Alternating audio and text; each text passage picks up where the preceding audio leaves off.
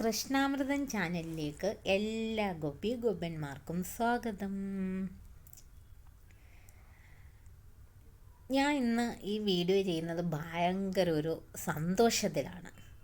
ആ ഒരു സന്തോഷം പങ്കുവയ്ക്കാൻ വേണ്ടിയിട്ടാണ് ഞാൻ ഈ വീഡിയോ ചെയ്യുന്നത്.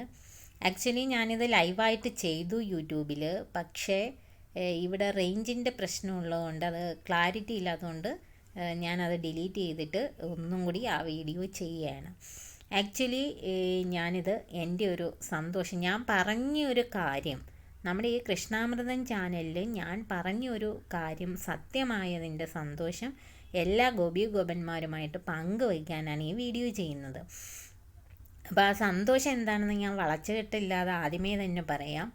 സെപ്റ്റംബർ 9 ഞാനൊരു വീഡിയോ, നമ്മുടെ രാധാഷ്ടമിയോടനുബന്ധിച്ച് ഞാനൊരു വീഡിയോ ചെയ്തിരുന്നു. രാധാ കൃപാ കടാക്ഷ സ്തോത്രം വരികളും അർത്ഥവും, അതാണ് ഞാൻ ചെയ്ത വീഡിയോ. അപ്പം രാധാഷ്ടമിയോടനുബന്ധിച്ച് കഴിഞ്ഞ രാധാഷ്ടമിക്ക് ഗോപന്മാർക്ക് വേണ്ടി എന്താണ് വീഡിയോ ഇടേണ്ടതെന്ന് ആലോചിച്ച് അങ്ങനെയാണ് രാധാകവചം ഞാൻ എല്ലാവർക്കുമായിട്ട് ഇട്ടത്. അത് ഒരുപാട് ഗോപന്മാർക്ക് പ്രയോജനപ്പെട്ടു എന്നറിഞ്ഞതിൽ സന്തോഷമുണ്ട്. അപ്പോൾ ഈ രാധാഷ്ടമിക്കും ഇതേപോലെ എന്തേലും രാധാറാണിയായിട്ട് ബന്ധപ്പെട്ട് എന്തെങ്കിലും ഒരു സ്പെഷ്യൽ ഇത് ഇടണമല്ലോ എന്നിങ്ങനെ സെർച്ച് ചെയ്തപ്പോഴാണ് രാധാ കൃപാ കടാക്ഷ സ്തോത്രത്തെക്കുറിച്ച് ഞാൻ അറിയുന്നത്. അപ്പോൾ അതിൻ്റെ ആ ഒരു മഹത്വവും, അത് ആ രാധാ കൃപാ കടാക്ഷ സ്തോത്രം ഓരോ ദിവസങ്ങൾ, അതായത് അഷ്ടമി ദിനത്തിൽ ജപിച്ചാൽ, ഏകാദശി ദിനത്തിൽ ജപിച്ചാൽ, പിന്നെ ത്രയോദശിയിൽ ജപിച്ചാൽ, ദ്വാദശിയിൽ ജപിച്ചാൽ ഒക്കെയുള്ള അതിൻ്റെ ഫലം, പിന്നെ രാധാകുണ്ടിൽ വന്നിട്ട് അത് ജപിച്ചാലുള്ള ഫലം. അപ്പോൾ ഇതൊക്കെ മനസ്സിലാക്കിയപ്പോൾ ശരിക്കും എന്തുകൊണ്ടും രാധാഭക്തർക്കും കൃഷ്ണഭക്തർക്കും ഏറ്റവും പ്രയോജനം ചെയ്യുന്ന ഒന്നാണ് രാധാ കൃപാ കടാക്ഷ സ്തോത്രം എന്ന് എനിക്ക് മനസ്സിലായി. അപ്പോൾ അങ്ങനെയാണ് ഞാൻ ഇത്തവണ രാധാഷ്ടമിയോടനുബന്ധിച്ച് രാധാ കൃപാ കടാക്ഷ സ്തോത്രം വീഡിയോ ചെയ്തത്. അപ്പോൾ ആ വീഡിയോയിൽ ഞാനൊരു കാര്യം പറഞ്ഞിരുന്നു. അതായത് രാധാ കൃപാ കടാക്ഷ സ്തോത്രത്തിൻ്റെ ഫലശ്രുതിയിൽ പറയുന്നുണ്ട്, നമ്മൾ രാധാ കൃപാ കടാക്ഷ സ്തോത്രം നിത്യേന ജപിച്ചു കഴിഞ്ഞാൽ രാധാറാണിയുടെയും കണ്ണൻ്റെയും ഗോലോകധാമത്തിൽ നമുക്ക് പ്രവേശനം കിട്ടുമെന്ന് ഇങ്ങനെ അതിൽ അതിൻ്റെ ഫലശ്രുതിയിൽ പറയുന്നുണ്ട്. അപ്പോൾ ഞാൻ ആ വീഡിയോയിൽ പറഞ്ഞത്, വൃന്ദാവനത്തിൽ പോകണമെന്ന ആഗ്രഹമുള്ളവർ, ഇപ്പോൾ ഗോലോകത്തിലൊക്കെ എത്തണമെങ്കിൽ അത്രയ്ക്ക് ഭഗവാന്റെയും രാധാറാണിയുടെയും ഭക്തരായി, അല്ലെ അത്രയ്ക്ക് പുണ്യം ചെയ്തവർക്ക് മാത്രമേ അവിടെ പോകാൻ പറ്റുകയുള്ളൂ. അപ്പം നമുക്ക് അത്രത്തോളം ഒന്നും വേണ്ട. നമുക്ക് ഈ ഭൂമിയിൽ ഭഗവാൻ അവതരിച്ചപ്പോൾ, രാധാറാണി അവതരിച്ചപ്പോൾ അവർ ലീലകളാടിയ ഭൂമിയിലെ വൃന്ദാവനം ഒന്ന് കണ്ടാൽ മതി. അപ്പോൾ അങ്ങനെ ഞാൻ ആ വീഡിയോയുടെ ടൈറ്റിലായിട്ട് കൊടുത്തത് തന്നെ ഇതാണ്, വൃന്ദാവനത്തിൽ പോകാൻ ആഗ്രഹിക്കുന്നവർ ഇത് നിത്യേന ജപിക്കുക എന്ന ടൈറ്റിലാണ് ഞാൻ കൊടുത്തത്. അപ്പോൾ ഇത് ഞാൻ വീഡിയോ ചെയ്യാനായിട്ട് ഞാൻ ഇതിനെക്കുറിച്ച് സ്റ്റഡി ചെയ്തപ്പോഴാണല്ലോ ഇതിൻ്റെ മഹത്വമൊക്കെ മനസ്സിലാക്കി. അങ്ങനെ കഴിഞ്ഞ സെപ്റ്റംബർ മുതൽ ഞാൻ നിത്യവും ഇത് ജപിക്കാറുണ്ട്, രാധാ കൃപാ കടാക്ഷ സ്തോത്രം ജപിക്കാറുണ്ട്. അപ്പം ഞാനിവിടെ പറയാൻ വന്ന സന്തോഷം എന്താണെന്ന് വെച്ചാൽ, ഇപ്പോൾ ഇത് നവംബറാണ്, സെപ്റ്റംബർ ഒക്ടോബർ 2 മാസം ഞാൻ ജപിച്ചതേ ഉള്ളൂ. ഇന്നിതാ ഞാനിപ്പോൾ ഈ വീഡിയോ ഷൂട്ട് ചെയ്യുന്നത് വൃന്ദാവനത്തിലിരുന്നു കൊണ്ടാണ്. ഞാൻ ഒരിക്കൽ പോലും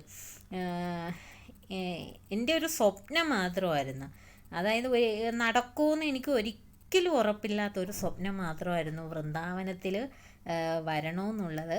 പക്ഷേ ഞാനിങ്ങനെ വിശ്വസിച്ചു, ഈ രാധാ കൃപാ കടാക്ഷ സ്തോത്രം ജപിക്കുമ്പോൾ എനിക്കും വൃന്ദാവനത്തിൽ പോകാൻ പറ്റും എന്ന് വിശ്വസിച്ചുകൊണ്ട് ഞാൻ നിത്യേന രാധാ കൃപാ കടാക്ഷ സ്തോത്രം ജപിച്ചു. 2 മാസം ആയതേ ഉള്ളൂ. ഞാനിന്ന് വൃന്ദാവനത്തിലെ രാധേ ആവാസ് എന്ന് പറയുന്ന ലക്ഷറി ഹോട്ടലിൽ, ആ ഹോട്ടലിലെ ഒരു റൂമിലിരുന്നു കൊണ്ടാണ് ഞാനിപ്പോൾ ഈ വീഡിയോ ഷൂട്ട് ചെയ്യുന്നത്. അപ്പോൾ ഇത് പുറത്ത് വെച്ച് ഷൂട്ട് ചെയ്യണമെന്ന് ആഗ്രഹം ഉണ്ടായിരുന്നു, കാരണം ഇവിടെ കുറേ ബ്യൂട്ടിഫുൾ പ്ലേസസ് ഉണ്ട്, നല്ല വനങ്ങളൊക്കെ ഉണ്ട്, നല്ല മരങ്ങളൊക്കെ നിറഞ്ഞ നല്ല പ്രദേശങ്ങളുണ്ട്. അപ്പോൾ അത് ഷൂട്ട് ചെയ്യുന്നതിന് കുറച്ച് ബുദ്ധിമുട്ട് എന്താണെന്ന് വെച്ചാൽ, നമ്മളൊരു ടീമിൻ്റെ കൂടെയാണ് വന്നത്. അപ്പോൾ ആ ഒരു ടീമിൻ്റെ കൂടെ വരുമ്പോഴത്തേന് അവരുടെ ഒരു ടൈം ഷെഡ്യൂളിനനുസരിച്ച് നമുക്ക് പോകണം. അപ്പോൾ നമുക്കൊരു ഇതേപോലെ വീഡിയോ ഒന്ന് ഷൂട്ട് ചെയ്യാനുള്ള ടൈം കിട്ടില്ല.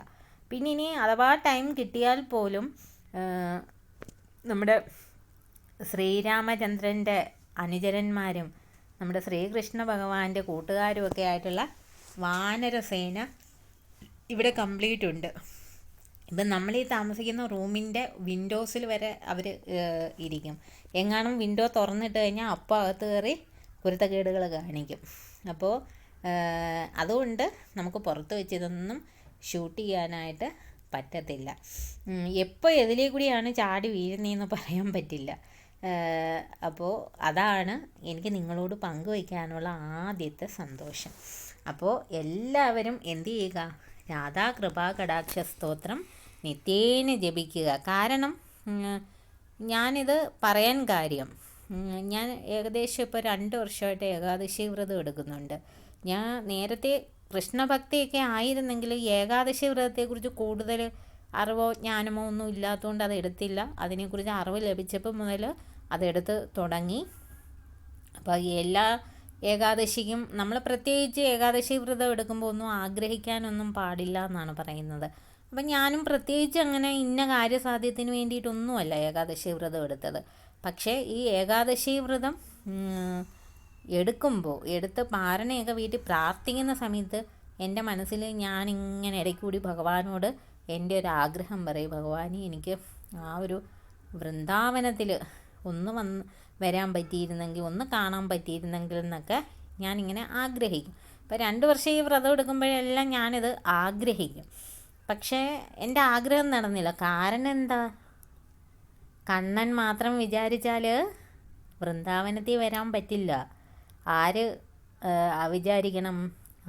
നമ്മുടെ രാധാറാണി, വൃന്ദാവനേശ്വരി എന്ന് പറയുന്ന ആരാണ്? രാധാറാണി. രാധാറാണിയുടെ അനുമതി ഉണ്ടെങ്കിൽ മാത്രമേ നമുക്ക് വൃന്ദാവനത്തിൽ എത്താൻ പറ്റൂ.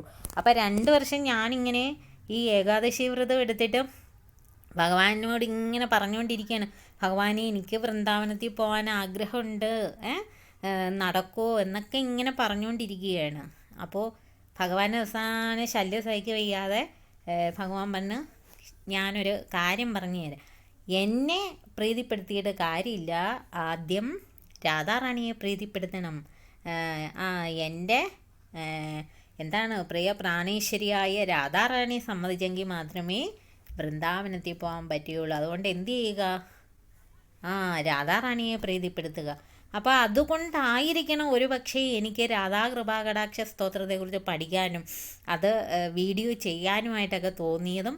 അങ്ങനെ ഞാൻ നിത്യേന അത് ജപിക്കാൻ തുടങ്ങിയത് ഭഗവാൻ തന്നെ ഒരു വഴി കാണിച്ചു തന്നെയാണ്. അങ്ങനെ ഞാൻ നിത്യേന എന്ത് ചെയ്തു, രാധാ കൃപാകടാക്ഷ സ്തോത്രം ജപിക്കാൻ തുടങ്ങി.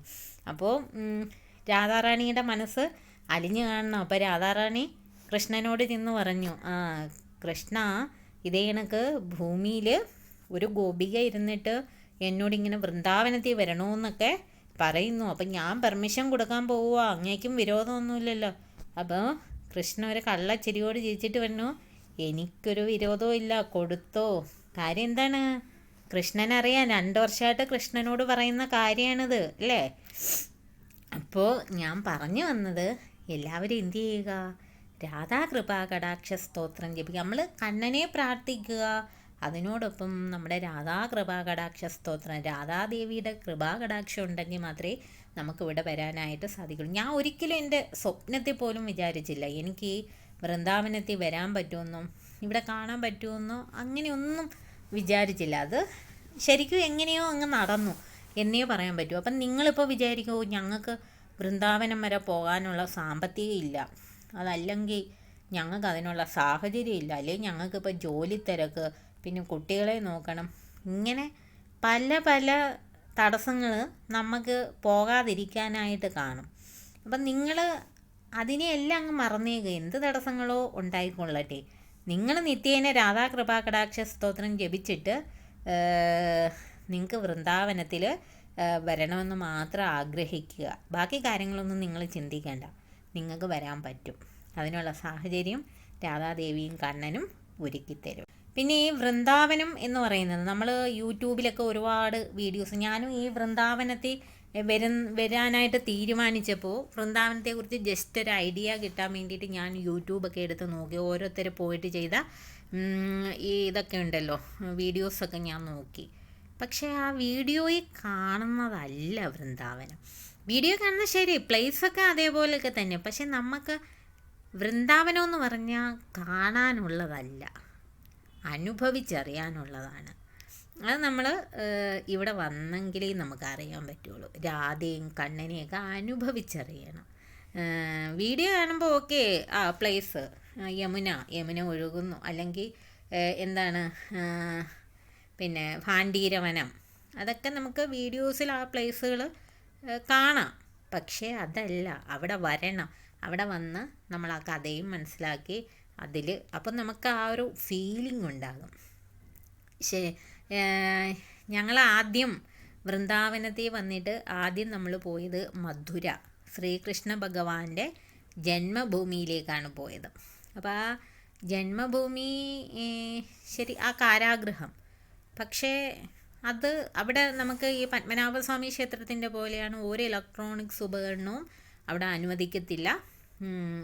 നമ്മൾ ഭയങ്കര കർശന ഈ എന്താണ് പട്ടാളക്കാരുടെ കൺട്രോളിലാണത്. അപ്പോൾ അത്രയും സുരക്ഷയാണ്. അതൊരു മസ്ജിദിനകത്താണ് ഈ കാരാഗൃഹം.